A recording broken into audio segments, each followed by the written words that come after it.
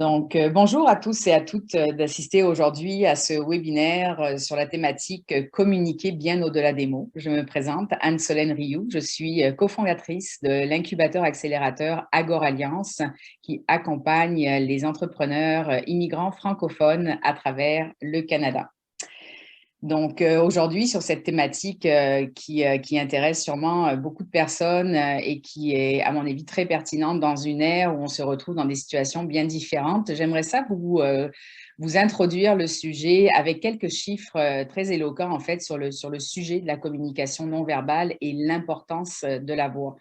La communication orale a été vraiment révolutionnée par deux études du professeur Albert Mehrabian, professeur de psychologie de l'Université de Californie aux États-Unis. Ce chercheur émérite a mis à jour la règle, ce qu'on appelle des 3 V, aussi appelée la règle du 7%, 38%, 55%. Cette règle a été publiée en 1971, donc vous voyez, c'est un sujet auquel on s'intéresse quand même depuis longtemps. Et elle vise à établir donc la part du verbal, du vocal et du visuel dans une communication orale.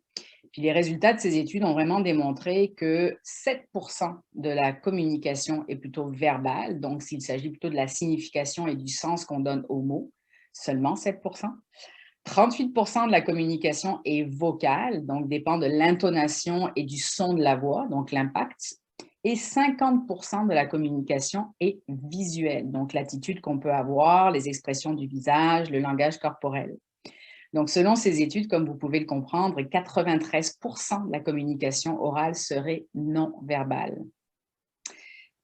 Donc, assez de chiffres pour aujourd'hui. On va rentrer directement dans le vif du sujet. J'ai la chance d'être accompagnée par deux personnes que j'apprécie énormément dans l'écosystème Agor Alliance. Donc, on commence par les femmes, bien entendu. Donc, il me fait plaisir d'introduire Fatine Benkiran. Donc, Fatine est journaliste et animatrice radio, mais aussi comédienne de doublage et fait des voix off et de la narration dans plusieurs supports de communication. Elle est titulaire d'un master en communication et publicité. Fatine évolue dans le monde médiatique et développe une carrière de journaliste, chroniqueuse et animatrice radio. Une expérience menée parallèlement à ses activités de doublage, de narration et de voix off publicitaire. Aujourd'hui, elle se donne pour mission de partager ses bonnes pratiques pour vous aider à libérer votre voix, captiver l'attention de votre auditoire et réussir votre prise de parole en public. Bienvenue, Fatine, aujourd'hui. Merci beaucoup, merci. Bonjour. Donc, merci Fatine d'être là. Je vous présente maintenant Karim Benkiran. Donc, comme vous le comprendrez, nous avons ici présent un charmant couple. Karim est directeur de création, expert en communication visuelle. Il commence sa carrière dans de grandes agences de publicité, notamment au Maroc, d'où est leur pays d'origine, puis se lance à son compte pour privilégier l'accompagnement des entrepreneurs dans leur démarche en communication. Pour que l'attitude soit cohérente avec le discours et s'assurer que le message séduit, nous allons voir ensemble donc quelques astuces pour mieux gérer notre posture, comprendre les intentions de notre interlocuteur et éviter certains pièges pour faciliter donc cette communication. Bonjour Karim et bienvenue aujourd'hui. Bonjour tout le monde, merci de m'avoir invité. Et puis, on nous appelle souvent le couple audiovisuel parce que moi, je m'occupe de tout ce qui est visuel et puis elle, c'est tout ce qui est audio. En termes de doublage de voix, quand elle rentre à la maison, des fois, elle me dit « Oui, aujourd'hui, j'ai accouché, j'ai fait ceci ». Chaque fois, elle va jouer un rôle différent et puis c'est très marrant à raconter. Belle complémentarité. Merci beaucoup, Karim. Donc, sans plus tarder, nous allons rentrer directement dans le vif du sujet. Donc, aujourd'hui, comme mentionné, la communication verbale prend une grande importance dans le développement de ses aptitudes, notamment pour convaincre par son langage non verbal, par sa voix, et l'utilisation de la gestuelle et de la voix dans des situations de présentation, de réseautage, de pitch, de négociation prend toute son ampleur aujourd'hui. Donc, pour commencer avec toi, Fatine, par rapport à l'importance de la préparation et de la structure de son texte pour savoir où mettre l'emphase, justement, pour avoir plus d'impact et éviter la monotonie dans une présentation, est-ce que tu peux nous en parler un petit peu plus? Bien sûr. Alors, ce qu'il faut savoir, c'est que la voix est ce que l'on peut nommée comme le baromètre de notre confiance. Elle révèle tout ce qui est en nous, nos peurs, nos hésitations, nos angoisses, nos stress, tout ça. Et ça s'entend à l'écoute. Donc, combien de personnes ont perdu des opportunités d'embauche, ont perdu, voilà, ont failli décrocher une vente ou ont perdu une vente à cause d'une agressivité dans la voix, d'un son trop aigu, un son trop en arrière, trop effacé, à cause d'une timidité qui se ressent dans le son. Donc, le travail de préparation dans le cadre d'une prise de parole est vraiment essentiel, quel que soit le contexte, donc pour une réunion, pour une embauche, pour une conférence face à un public. Ça permet d'apporter un confort à l'écoute, mais aussi à celui qui nous écoute. Alors, voilà, donc c'est une première étape vers l'assurance, la présence à soi, mais aussi aux autres. Et ça permet de mieux maîtriser. Quand on maîtrise mieux son sujet, ça permet aussi d'être à l'aise face à son auditoire, face à son interlocuteur. Ça permet un discours fluide et facile. Donc, on évite un discours brouillon, on s'évite de bafouiller, on s'évite d'oublier en cas de situation imprévue, lorsque quelqu'un vient nous interrompre. Ou en situation de conflit, ou quand on est énervé, quand il y a quelque chose qui nous tourmente. Donc, quand on est bien préparé, on arrive à surmonter toutes ces difficultés. Donc, comment se préparer? Tout d'abord, il faut se renseigner sur son interlocuteur. Qui est son interlocuteur? Voilà, savoir quels sont ses intérêts, savoir quel est son niveau socio-culturel, sa profession, ses valeurs. Le but est de pouvoir, c'est de pouvoir adapter sa parole à son interlocuteur pour qu'on soit toujours en phase, dans la même direction, qu'on ait la même vision, on va dire. Se préparer aussi par rapport à l'objectif de notre discours. Est-ce que ça va être un discours informatif, plutôt détendu, plutôt solennel? En fait, il faut définir une atmosphère, pouvoir définir son texte ou son discours. Alors, quand on va aller devant un public, il faut aussi savoir se présenter, savoir voilà, se donner de la valeur, donner de la valeur à son nom, que ça soit comme une sorte d'accroche, qu'on puisse bien l'entendre. Alors, qui suis-je? Pourquoi je suis là? Qu'est-ce qu'on est censé faire ensemble? Les sujets que l'on va aborder, prévoir toujours des accroches, une citation qui va captiver l'attention, garder l'attention de… Voilà, quelque chose qui va parler à son auditoire, pardon, pour que voilà, ça va le pousser à réfléchir, à méditer, à peut-être réagir, donner son avis, lui poser des questions, pourquoi pas, ou l'inviter à donner son avis, donner aussi des exemples, des expériences vécues. L'idée, c'est de partager, toujours interpeller l'autre qui est face à nous pour captiver son attention, le garder tout le temps avec nous. Et puis, pour éviter la monotonie, mettre des silences dans notre discours. Mettre des silences. Ces silences sont une arme absolue dans la communication. Alors, contrairement à ce que l'on peut dire, on se dit des fois que les silences, ça crée une gêne dans le discours, mais ce n'est pas ça. En fait, ça permet plutôt de donner, ça permet au discours d'être plus digeste. Ça donne le temps à l'autre de digérer l'information, de la comprendre.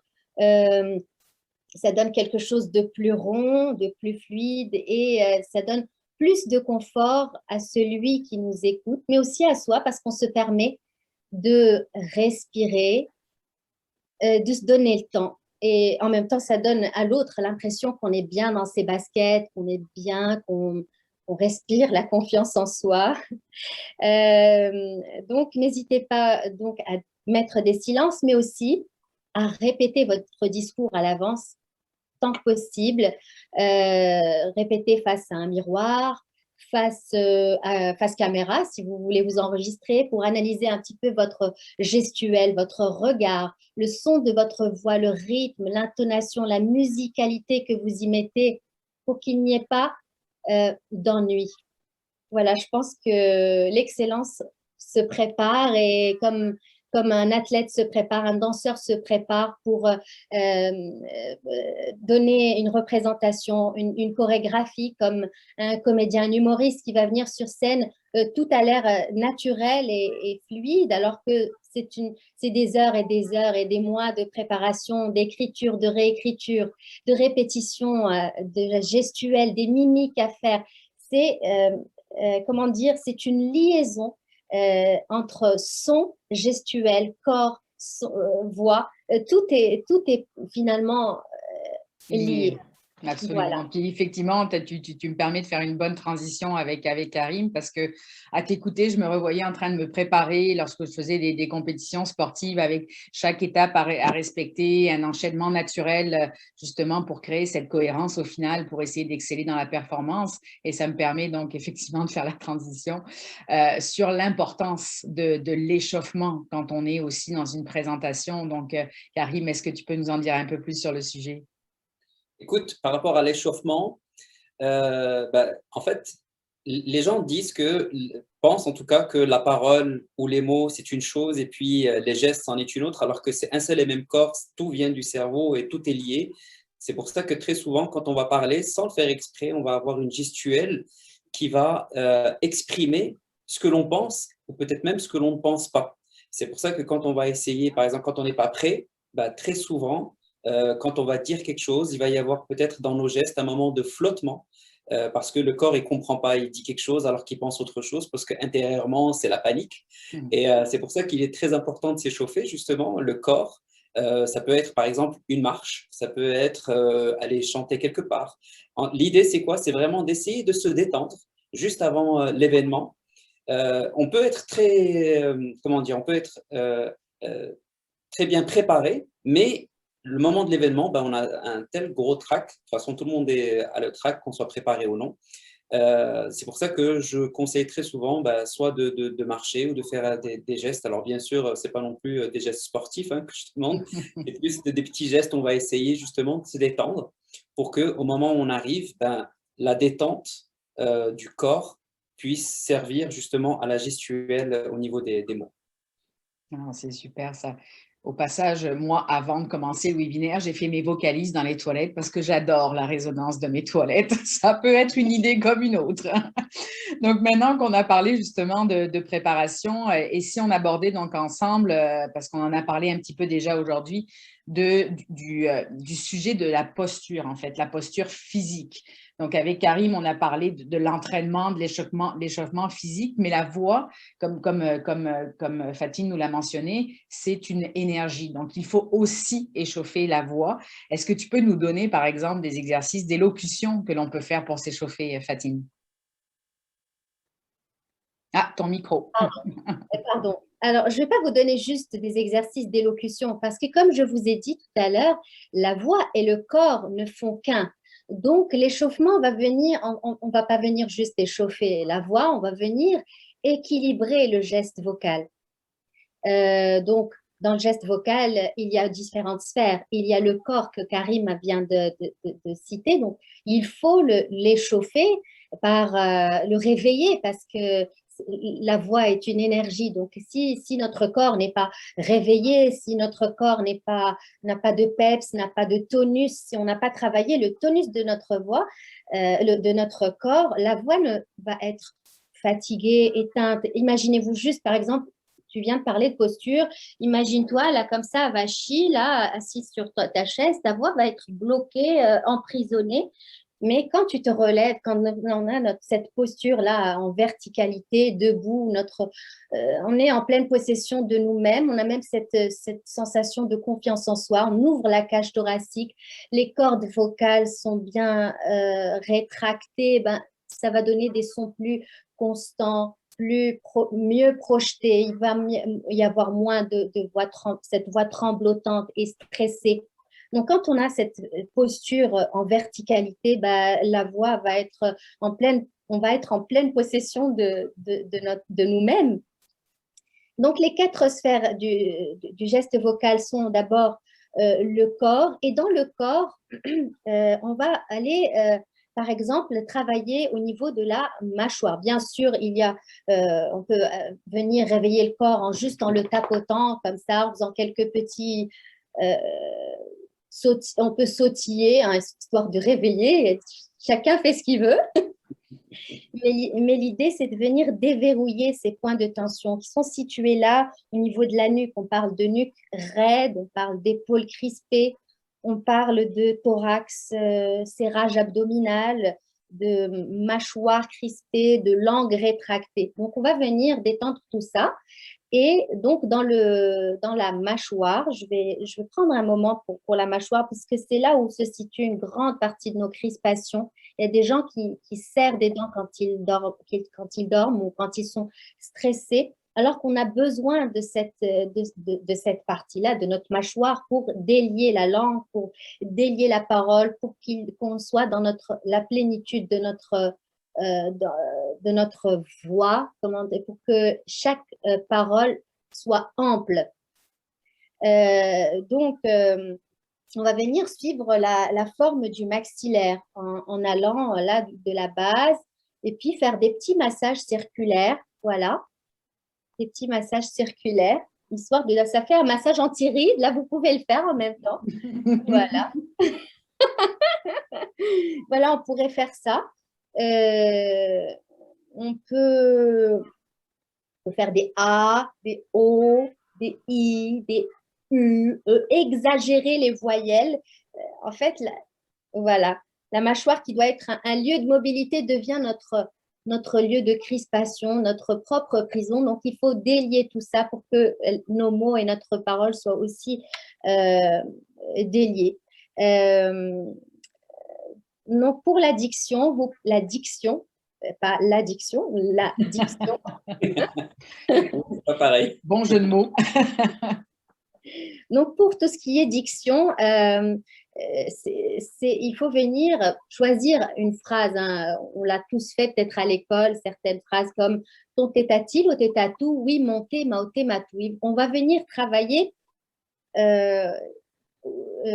plusieurs choses. Hein. La modulation de cette phrase, le rythme de cette phrase et puis l'intonation. Donc, la modulation, c'est la musicalité ou la mélodie que l'on va donner à cette phrase.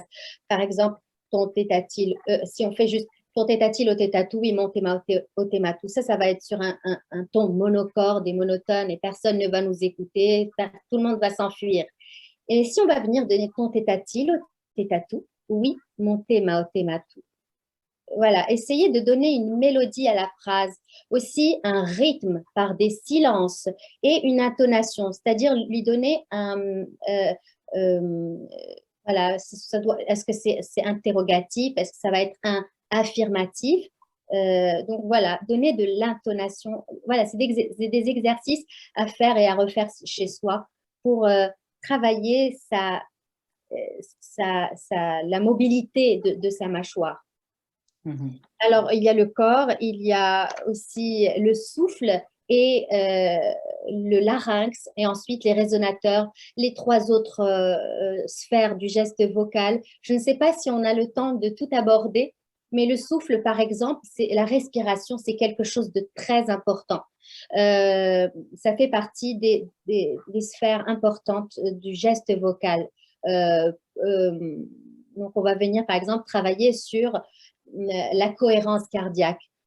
Je pense qu'on connaît tous, si on fait de la méditation, vous pouvez la rentrer dans une routine quotidienne. Si vous faites de la méditation 5-10 minutes par jour, on va venir inspirer sur 4 temps, gonfler le ventre, vous voyez, inspirer, juste on détend aussi nos épaules, on se met en posture droite ou détendue, hein, histoire de détendre toutes nos crispations.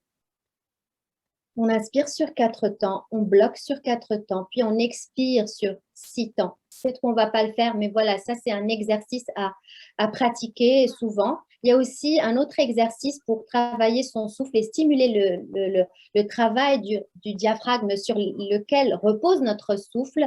Donc, ça va être par exemple les sons du serpent, le son du moustique, le son du train, le tch, tch, tch, tch, tch, tch, tch.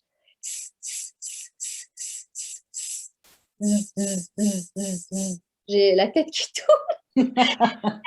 Et vous pouvez alterner vous pouvez travailler sur ce travail du souffle. Sinon, il y a un travail complet qui va travailler aussi bien le souffle, le larynx, là où se situent notamment les cordes vocales, mais également les résonateurs, ces petites grottes où se situe notre son, où le son résonne, qui sont la gorge, la bouche et les fosses nasales. On peut venir faire ce travail, cet exercice d'échauffement qui est complet et moi que j'utilise souvent. Ça permet de s'échauffer en quelques minutes et qui s'appelle le lip trill. Lip trill ou tri des lèvres. Alors, on détend les muscles, on détend les épaules, puis on vient inspirer. Le son, c'est... On gonfle le ventre, puis quand on expire, on va faire ce son-là. C'est pas facile. Il faut sentir que si ça chatouille ici, ben, c'est bon signe, ça fonctionne. On fait travailler nos résonateurs et puis toutes les sphères du geste vocal. Voilà, donc travailler tout ça, ça permet de ne pas fatiguer sa voix, de ne pas s'essouffler, de bien placer sa voix, d'être bien en place. Voilà. Très, très, très, très intéressant. Pour ceux qui se posent des questions sur la cohérence cardiaque, vous pouvez très facilement d'ailleurs trouver des vidéos sur YouTube où vous allez avoir justement une image d'une pierre qui monte puis qui redescend avec les bruits d'ambiance, etc. Qui vous permettent justement de vous focaliser sur la vitesse de descente et de montée de cette pierre justement pour être en 4, 4 et 6. Donc, c'est à peu près la seule méditation que je suis capable de faire, honnêtement. Pas longtemps parce que je suis plutôt hyperactive, mais ceci dit, avec ces belles images en même temps relaxantes. Puis tout ce que tu dis, ça prouve effectivement que les temps de silence, les temps de reprise de souffle, parce qu'on remarque effectivement une personne qui parle vite, si elle n'est pas essoufflée, moi qui l'écoute, je le suis essoufflée. Donc justement, c'est très, très important de prendre ce temps de respiration. Et puis au niveau de la posture aussi, je pense qu'on doit, on doit adapter aussi notre posture en fonction de si on est assis, si on est debout, si on est devant un Zoom, comme on le fait depuis ces 2 dernières années. Et Karim, justement, tu as sûrement des conseils à donner justement sur ces postures-là, selon assis, debout, devant Zoom. Alors, il y a des choses qui sont communes. Il y a ce qu'on appelle l'attitude positive. C'est un peu comme ce que disait tout à l'heure Fatine sur le fait que, avant même de commencer une réunion, il faut déjà soi-même se mettre dans une attitude positive, s'échauffer, respirer, se détendre. Si jamais vraiment vous avez un gros problème de stress ou il vous est arrivé quelque chose juste avant, n'hésitez pas à le dire. Ça peut justement un peu dégoupiller justement un stress qui aurait pu vous créer pendant la réunion. Parce que de toute façon, on est tous humains. Vous pouvez juste dire bah, excusez-moi, ce matin, avec la neige, il s'est passé quelque chose. Ça va tout de suite un peu désacraliser ce moment-là et puis de passer de manière en détente. Alors, si on part sur la position debout, ben, il faut être forcément ancré, les pieds bien au sol, bien droits. Regardez vraiment face à vous, essayez d'avoir les épaules bien larges. On évite de se recroqueviller, d'avoir les mains un peu ballants ou collées au bras. Moi, ce que je conseille très souvent, c'est d'avoir cette position-là au niveau des mains. Ça nous évite de les avoir un peu partout, mais plutôt de les avoir collées à nous. Et puis, cette position-là, justement, nous aide à ouvrir, fermer, tout en gardant une certaine sérénité dans le discours. Et puis, pareil, il faut garder le dos droit. Faites attention à ne pas trop vous pencher en avant ou pencher en arrière. Ça peut créer justement des déséquilibres. Croiser les jambes, se mettre sur le côté avec un déhanché. Je vais essayer de vous montrer ça. Regardez.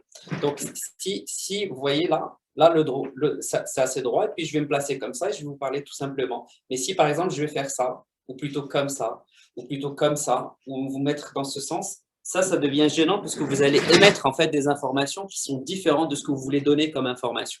Donc, c'est pour ça que je vous dis très souvent, être dans une posture positive, c'est-à-dire une posture où on est très à l'aise, comme je vous ai dit, les bras ici. Sachez qu'on verra juste après le mouvement des bras, ce que ça veut dire, le mouvement des mains, etc. Ça aussi, on verra ça.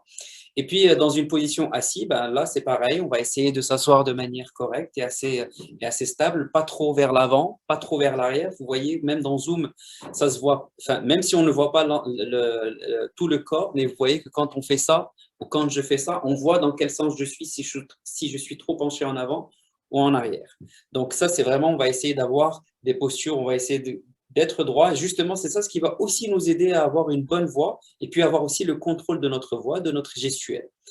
Par rapport au bras, ben, on va essayer de faire des mouvements plus amples quand on est dans un grand espace et des mouvements plus petits, plus serrés quand on est entre nous dans un petit comité. Alors là, je reviens à Zoom. Et avant de commencer sur Zoom, je voudrais vous expliquer rapidement deux choses. Peut-être que vous le savez, mais vous savez que le lobe droit, ça va être tout le côté émotionnel, créatif, etc. Et c'est le lobe droit qui va gérer toute la partie gauche du corps. Et à l'inverse, le lobe gauche, qui est plus rationnel, cartésien, carré, en fait, c'est lui qui contrôle toute la partie droite du corps. C'est pour ça d'ailleurs qu'on dit que les gauchers, oui, c'est ça, c'est pour ça qu'on dit que les gauchers sont un peu plus créatifs, parce que justement, ils vont aller chercher cette partie-là un peu plus intuitive, un peu plus émotionnelle. D'ailleurs, pour petite anecdote, pour notre fille, moi, c'est moi qui m'occupe des devoirs en maths. Et puis, ma femme qui est gauchère, c'est elle qui va s'occuper de tout ce qui va être chant, littérature, etc.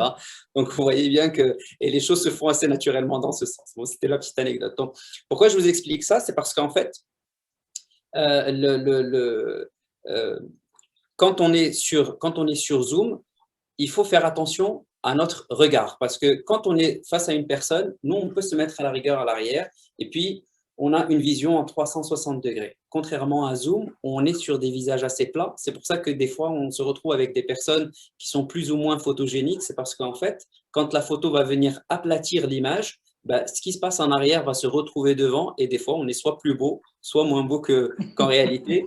Mais c'est ça ce que ça veut dire en réalité, ça veut dire bien que la beauté soit très subjective au passage. Oui, bien sûr, bien sûr. Non, mais quand on dit qu'une personne est plus photogénique ou vidéogénique, je vous explique techniquement pourquoi. C'est parce que justement, il y a un aplatissement de l'image qui fait que derrière, la personne est soit plus belle, soit moins belle. Mais ça reste, comme tu dis, assez subjectif. Alors, deux choses. Donc, la première chose à faire quand on est sur Zoom, c'est baisser le regard, d'accord, pour qu'on puisse faire passer toutes les émotions par le regard. Parce que là, pour le coup, on ne voit que des têtes, donc il faut absolument que la caméra ne soit pas trop basse, éviter de voir ce qui se passe ici, ou un double menton, ou je ne sais ce qui peut. Donc, on est généralement plus réceptif et on donne plus d'informations avec le regard.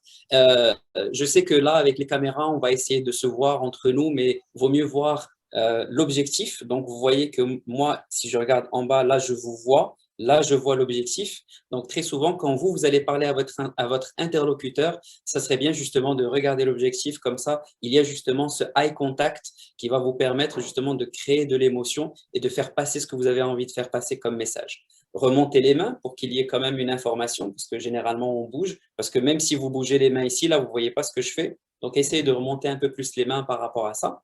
Et puis, par rapport à ce eye contact, vous voyez que, par exemple, quand on va me poser des questions ou me dire des choses, quand je vais regarder en haut à droite, et là, je vais aller chercher mon imaginaire. C'est pour ça que je vous parlais tout à l'heure du lobe droit et du lobe gauche, parce que quand je vais aller chercher ici, en haut à droite, je vais aller chercher un imaginaire, pardon, et c'est plus un mensonge que je vais raconter ou quelque chose à moitié mensonge, etc.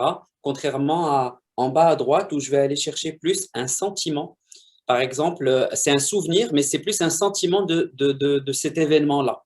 D'accord? Par exemple, il m'est arrivé quelque chose, quand je vais regarder en bas à droite, je vais vous raconter comment j'ai ressenti l'événement, alors que quand je vais regarder en haut à gauche, je vais vous raconter exactement ce qui s'est passé. Là, je vais vous raconter des faits. Parce que quand je vais regarder en haut à gauche, je vais aller chercher un souvenir.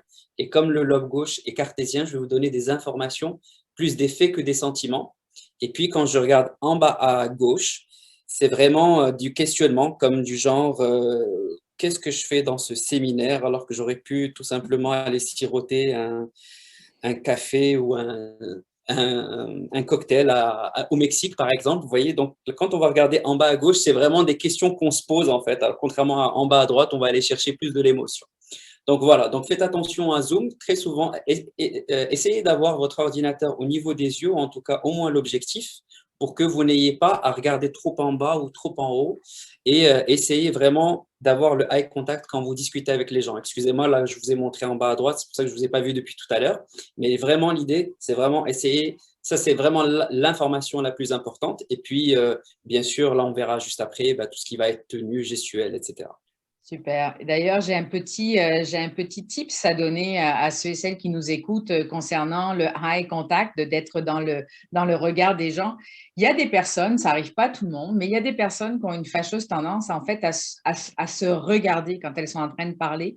L'avantage d'utiliser l'outil Zoom, c'est que dans l'affichage, vous pouvez masquer l'affichage de soi.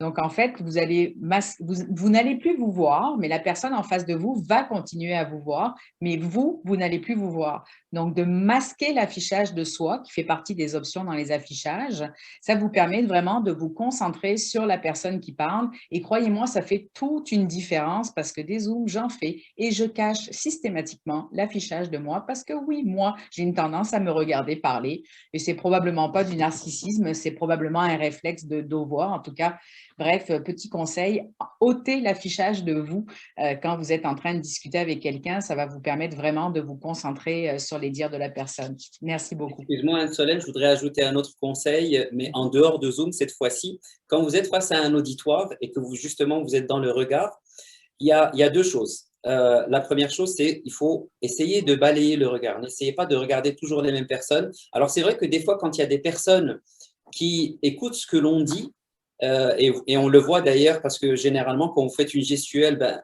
sans le vouloir, eux-mêmes font cette gestuelle-là. Donc, ça veut dire qu'ils sont tellement en phase avec vous que justement, ils vous écoutent. Et nous, des fois, pour se rassurer, on ne va aller voir que ces personnes-là. Et on va garder notre regard posé sur eux, alors que c'est une erreur parce que ces gens-là, on les a déjà conquis. Il faut aller justement aller conquérir d'autres personnes. C'est pour ça qu'il faudrait balayer le regard et puis des fois insister sur le regard d'autres personnes qui ne vous voient pas, justement pour lui dire hey, c'est moi qu'il faut regarder, justement.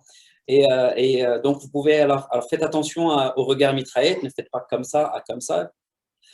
Privilégiez plutôt un W, on va regarder à gauche, un peu au milieu, ensuite à gauche et ensuite à droite. Et puis, encore une fois, c'est là où justement la voix aussi, elle va aider à la gestuelle parce que quand on fait ces mouvements de pause, ah, qu'est-ce qui se passe? Il y a une pause et là, on recommence. Donc, ça crée aussi un rythme. Donc, le regard et la voix créent justement ce rythme de discours. Absolument, absolument. Donc, l'intérêt de la posture, la préparation, la projection, que ce soit dans ta confiance, en fait, vis-à-vis de la personne qui est en face. Mais hormis la posture, on a parlé donc d'avant, en arrière. Donc, la posture permet de se poser, de projeter justement cette voix que l'on a, donc de lui donner cet espace-là. Mais comme on l'a précisé aussi, c'est important de maîtriser le débit de parole. Et là-dessus, peut-être que Fatim, tu as d'autres conseils à nous recommander. Par rapport au débit? Oui. Oui. Oui, il y a des gens qu'on voit quand elles parlent, elles parlent très lentement ou trop rapidement. Ça révèle beaucoup de choses sur leur personnalité ou sur leur état d'âme, leur état d'esprit. Quand quelqu'un parle très lentement, ou c'est quelqu'un qui est très fatigué ou qui est nonchalante. Ça révèle une personnalité oui, nonchalante, comme je viens de dire, ou qui ne porte pas trop d'intérêt au sujet, ou une personne, contrairement, qui parle trop vite, ça peut révéler une personnalité timide qui, au contraire, veut se rassurer en parlant trop vite jusqu'à s'en étouffer. Elle va monter dans les aigus, va parler trop vite, juste pour ressortir tout son stress et ses tensions. Donc,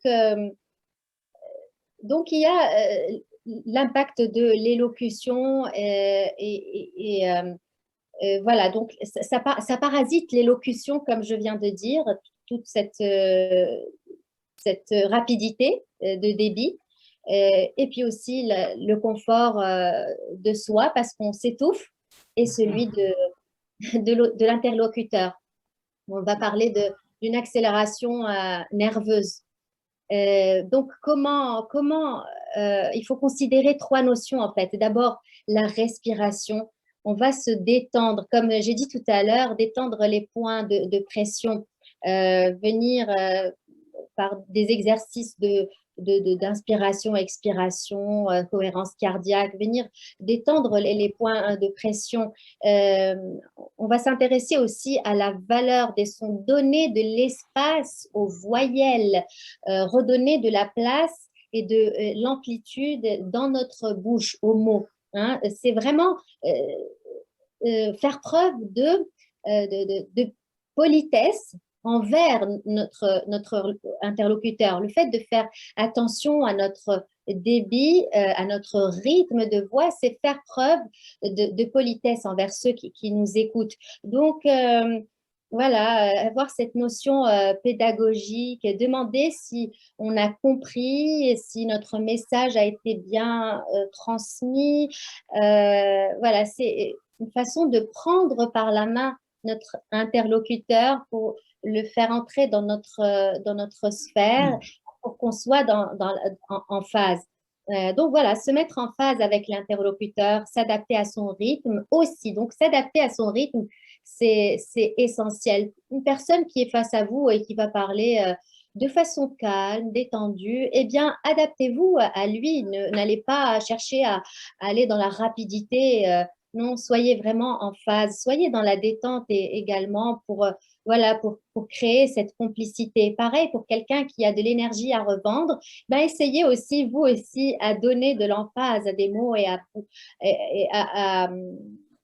voilà, donner de l'énergie à votre discours, parce que finalement, quand on ne s'adapte pas à son interlocuteur, on finit par perdre son attention, perdre son attention, et il finit par ne plus nous écouter. Voilà. C'est intéressant. J'aime le côté adaptation. Nous-mêmes chez Agora Alliance, donc on est en contact en fait quotidien avec des cultures complètement différentes. Puis on sait effectivement que selon les littératures, les codes culturels en fait sont très différents. Donc il y a des choses qui sont utilisées dans certains pays qui ne le sont pas utilisées dans l'autre. J'ai appris, par exemple, très récemment qu'au niveau de certains pays africains, de regarder dans les yeux était considéré comme un affront, alors qu'ici, si tu ne me regardes pas dans les yeux, j'ai l'impression que tu ne m'écoutes pas. Donc, c'est sûr qu'il y a un tas de choses à prendre en considération aussi en fonction des contextes. Donc, s'adapter, c'est s'adapter à la personne, mais s'adapter aussi au contexte culturel. Et puis, pour la transition, Karim, donc la gestuelle des mains, des bras, mais aussi la tenue. Peux-tu nous donner quelques exemples? On ne rentrera pas dans trop d'exemples parce que j'ai deux questions à vous poser supplémentaires qui sont très importantes pour moi, mais quelques exemples de gestuels de mains et de bras, en fait, et de la tenue que tu pourrais donner. C'est vrai que nous, moi, personnellement, je suis latine, donc j'ai une tendance à utiliser mes mains aussi, mais effectivement, des conseils là-dessus seraient très pertinents. Alors, ça n'a rien à voir avec le fait d'être latin, qu'on utilise tous nos mains, c'est juste l'intensité ou la quantité d'informations que l'on va donner avec nos mains, en fait, parce qu'il y a plusieurs styles de gestuels. Il y a l'illustratif, l'affect display, etc. Enfin, on ne va pas rentrer dans le détail, mais l'idée, c'est vraiment de dire que très souvent, alors, il y a deux choses. La tenue déjà, il faut essayer de porter quelque chose d'assez sobre, pas trop flashy, pas trop coloré, pas trop patchwork, etc. Parce que finalement, on va apporter l'attention sur ça. Pas trop de bijoux qui vont faire du gling-gling un peu partout. Faut bien sûr porter des choses pour montrer que l'on est apprêté. Je ne dis pas non plus qu'il faut venir sans maquillage, sans rien du tout, etc. Non, bien au contraire, il faut être apprêté, mais pas des choses qui vont faire du bruit, qui vont finalement gêner en fait le discours. Ça, c'est par rapport à la tenue. Et puis, au niveau de la gestuelle, ben, on va essayer d'adapter, comme ce que tu disais, Fatine, sur le fait que ben, on adapte la voix, ben, on adapte aussi la gestuelle par rapport à l'information. Si on est dans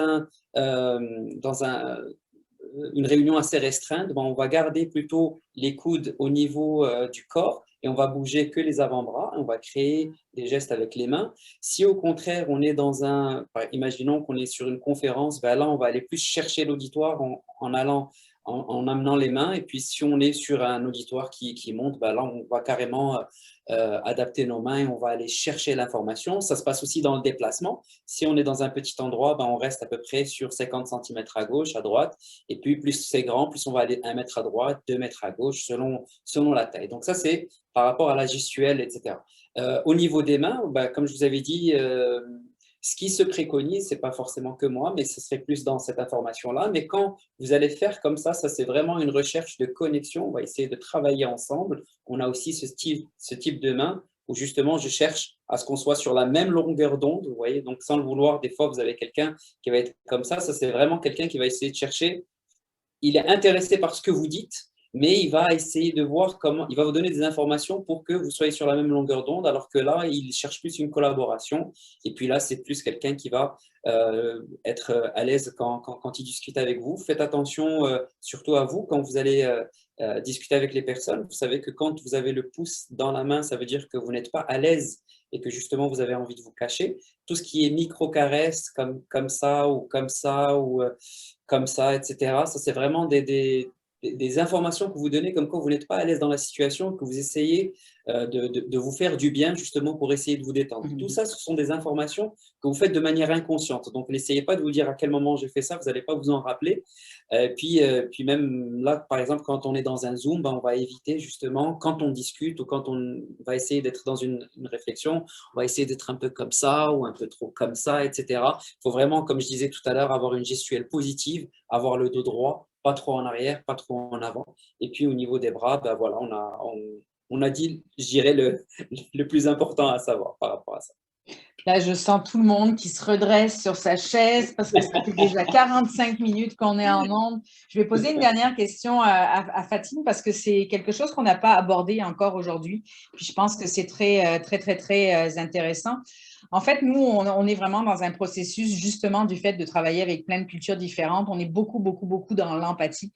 Puis on aime ça utiliser la citation de Confucius qui dit que si l'homme a 2 oreilles et une bouche, c'est pour écouter 2 fois plus qu'il ne parle.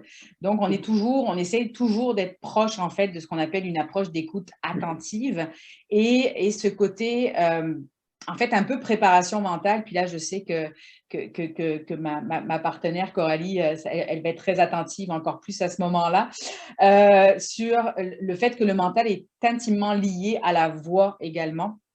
Donc, quand on est en questionnement sur comment faire pour poser sa voix malgré un stress, un trac ou une situation gênante, je suis sûre qu'on est tous intéressés à savoir qu'est-ce qu'on peut faire, Fatine, dans cette circonstance pour préparer son mental aussi à une prestation vocale. Comme tu le dis, la voix est la musique de soi. Elle raconte tout. Elle nous trahit, elle nous traduit, elle raconte nos peurs, notre histoire en fait. Et comme elle émane de la gorge, et la gorge, il faut le savoir, c'est un centre énergétique très puissant là où se concentrent toutes nos émotions, tout notre vécu en fait. Donc les freins, les obstacles, les limitations que l'on a pu se créer durant tout notre parcours, depuis notre enfance, notre éducation, notre mode de vie, notre lien avec la parentalité, l'hiérarchie, voilà, tout s'entend et se lit à travers la voix, peut-être notre manque de confiance, notre timidité. On peut écouter la voix d'une personne introvertie, extravertie, une personne plutôt éteinte, qui a peut-être des soucis, des problèmes à travers peut-être le volume de sa voix, le timbre de sa voix. J'ai dit le volume, oui, le volume, ça peut être un son qui est tout en arrière, vraiment quelque chose qui n'est pas rond, qui n'est pas projeté. C'est quelqu'un qui va être dans une voix très, euh, euh, voilà, très éteinte en fait. Donc, tant qu'on ne s'est pas libéré de toutes ces blessures, on n'arrive pas finalement à être épanoui et la voix ne prend pas sa place, n'a pas toute son authenticité, toute sa vérité, on va dire. Donc, voilà, tous ces schémas que l'on se fait inconsciemment, que l'on se construit souvent par peur du rejet, du conflit, vouloir être apprécié, aimé, reconnu. Donc, on ne reconnaît pas son talent, on reste petit, on rêve petit, et tout ça finit par se loger au niveau de la gorge, et les cordes vocales se serrent. On a une petite voix, on est dans cette petite voix de petite fille, de petit garçon qui s'excuse, qui veut pas qu'on l'entende. Voilà, il faut se libérer et se libérer à travers le travail mental, la préparation mentale, c'est un outil puissant. Pouvoir se libérer, ça, on peut le faire aussi à travers la méditation, le yoga. Le yoga est certaines postures qui permettent d'ouvrir la gorge. Vous pouvez vous renseigner, hein, il y a la posture du chat, de la sauterelle et certaines postures qui sont destinées à ouvrir la gorge. Euh, voilà, donc travailler constamment sur son mindset, sur son développement personnel, faire la pratique de la pleine conscience, comment te dire, voilà, travailler sur son développement personnel en continu, ça peut vraiment aider à libérer sa voix et pourquoi pas travailler sur des activités de libération de soi comme le chant, le dessin, l'écriture, tout ce qui peut favoriser la libération des émotions. Voilà, l'hypnose aussi, qui peut être un excellent outil pour libérer son mental et en même temps libérer sa voix parce que tout est lié. Qu'est-ce que je n'ai pas dit Non, ce qui est intéressant dans ce que tu dis, c'est aussi la capacité de se reconcentrer sur soi. Je pense que tout le monde a vécu une situation, quand on appelle de trac, en fait, l'accélération de son cœur, la production d'adrénaline, en fait, mais justement l'intérêt de la respiration pour ralentir ce rythme-là. Et puis, il y a un tips hein, que je voudrais bien partager avec vous, c'est dédramatiser la situation en situation de trac, une situation gênante, dédramatiser. Pourquoi ne pas partager votre émotion tout simplement? On est humain, on a nos faiblesses, on a tous nos problèmes, nos gènes, on n'est jamais parfait. Donc voilà, n'hésitez pas à parler de votre stress. Soyez dans l'autodérision, pourquoi pas. Voilà. C'est une très bonne l'humour. L'humour est effectivement une très bonne façon pour décoincer en fait des situations souvent gênantes. C'est effectivement une très bonne solution. J'ai une dernière question pour toi, Karim, en quelques minutes avant de laisser la parole à nos invités pour poser des questions. Donc, Karim, tu nous as donné beaucoup d'informations sur la gestuelle de soi, en fait, mais par rapport à cette préparation, par rapport à cette écoute dont on vient de parler, donc à cette capacité de se mettre en posture de réceptivité pour encore plus être capable de mieux projeter et de mieux communiquer. Est-ce que tu peux nous en dire plus sur l'importance, en fait, d'observer également celle de l'autre, la posture? Oui, en fait, tout ce qui s'applique à nous va s'appliquer aussi à l'autre personne que l'on va voir qui est devant nous. Si, par exemple, je suis en train de vous parler et que vous êtes en train de faire ça, ça veut dire que ce que je vous dis, vous n'y croyez pas trop, ça sent mauvais. Donc, du coup, c'est là où, justement, quand je vais avoir cette information de votre part, je vais essayer de changer soit mon style de discours, soit changer d'information pour essayer de voir quel est le message qui va justement vous plaire. Et c'est pour ça que quand on est dans une négociation, ou pendant une vente, ou avec un client, ou qui que ce soit, c'est toujours bien de savoir analyser ce genre de petits détails pour savoir si vraiment ce que nous, on dit est intéressant. Par exemple, quand la personne, elle va aller se gratter les oreilles, ça veut dire cause toujours, ça m'intéresse pas ce que tu dis. Si par contre, on est ici comme ça, la personne, elle met sa main sur le menton, ça veut dire qu'elle réfléchit, elle est d'accord. Et ça c'est la prise de décision. Donc, du coup, la personne, elle est comme ça, c'est plus une prise de décision. Si par contre, elle va… oui, bien sûr, sauf si ça gratte, Carole. Ça, c'est clair qu'il y a des gens, tout simplement, ça gratte. C'est vrai que on est… Encore une fois, toute interprétation, il faut toujours mettre ça dans un contexte, bien sûr. Quand on va mettre, par exemple, la main sur la bouche, ça veut dire qu'on a envie de dire quelque chose, mais on n'ose pas le dire. C'est un peu comme si on essayait de se fermer la bouche. Donc, si vous voyez quelqu'un faire ça, n'hésitez pas à l'interpeller, lui dire ben, si tu as quelque chose à dire, dis-le, on en parle, etc. Voilà, c'est pour ça que c'est toujours très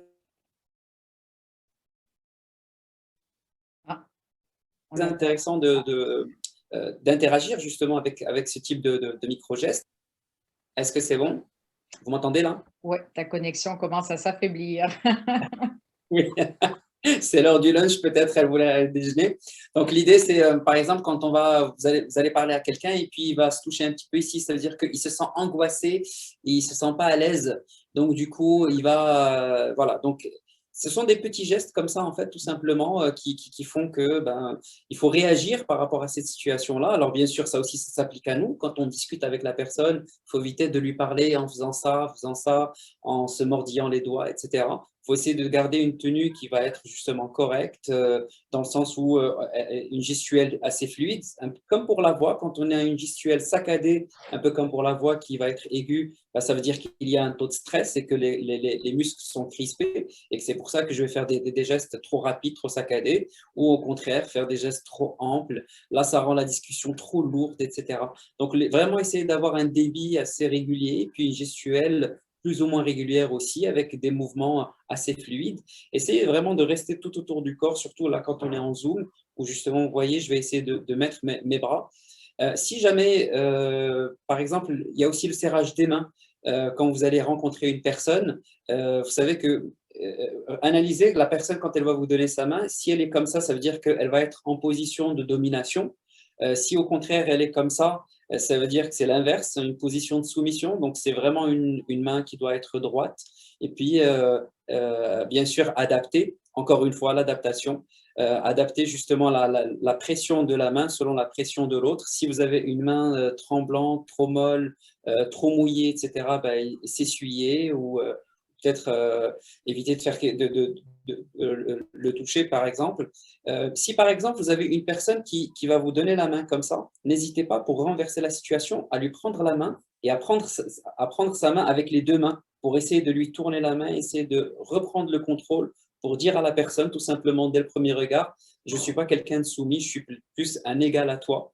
Donc, bon, après, bien sûr, il y a beaucoup d'adaptations à se faire. Ce n'est pas facile quand on n'a pas l'habitude, mais il y a des gens qui font comme ça, justement. On va essayer de redresser pour donner une information.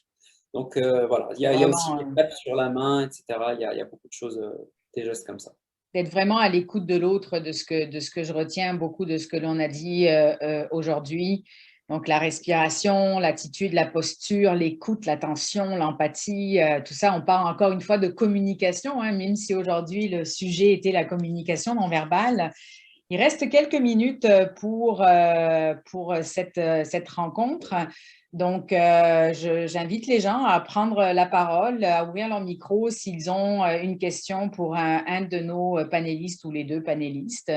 Donc, soit vous pouvez donc prendre la parole directement en ouvrant votre micro. Je pense que vous avez cette capacité tout seul ou à poser. Donc, on a des commentaires super intéressants. Merci Fatine et Karine. Donc, effectivement, comme on disait, il y a des interprétations, mais il y a aussi le fait que ça nous gratte. Le fait, comme parlait tout à l'heure Fatine, moi, personnellement, quand je parle beaucoup, ça crée des vibrations qui me chatouillent l'intérieur du nez. Donc, j'ai une forte tendance à faire ça après un certain temps. Donc, merci encore, Mahan, aussi, pour très intéressant. Merci beaucoup. Donc, n'hésitez pas ou prenez la parole si vous avez besoin. sinon, on va pouvoir terminer pour aujourd'hui. Donc, je ne vois pas de questions. Donc, si vous avez des questions sur les sujets mentionnés, n'hésitez pas à écrire à nos panélistes, allez visiter leur site web, leur profil LinkedIn. On va vous envoyer ça tout de suite après, enfin, dans l'après-midi. Il y a peut-être en place une collaboration à mettre avec vous. Donc, Mathieu Hall, cofondateur de Pitchoner, qui est d'ailleurs une application de reconnaissance faciale. Et je sais qu'il travaille sur beaucoup de projets d'ailleurs à ce sujet-là. Donc, et notamment l'intégration aussi il y a la voix, en fait, dans l'intelligence, il y a aussi le rythme de la voix qui est pris en considération. Donc, ça serait intéressant de contacter effectivement Mathieu Hall pour discuter éventuellement avec lui pour ses projets, parce que je suis persuadée, nous-mêmes chez Agoralliance, on utilise l'application pour la pratique du pitch, justement savoir si ton débit est assez rapide, trop lent, si ton expression est une expression de confiance, etc. Donc, ça s'appelle Pitchoner. C'est un outil très, très intéressant. Et donc, je vous invite à regarder sur son site ce qu'il fait. Mais n'hésitez pas, donc Fatine, Karim et Mathieu, où je pourrais vous faire un message introductif, ça va me faire plaisir. Donc, écoutez, encore un gros merci à nos panélistes. Merci à tous pour votre présence et vos questions et vos commentaires pendant la présentation aujourd'hui dans le chat. Donc, comme je l'ai mentionné, cette présentation est enregistrée et sera partagée à d'autres personnes et je vous enverrai également donc, les coordonnées des participants. Donc, c'est ce qui finit la présentation d'aujourd'hui et je vous souhaite à tous et à toutes une excellente fin de journée et à très bientôt sur un webinaire in action de Agoralliance. Merci. Bye bye.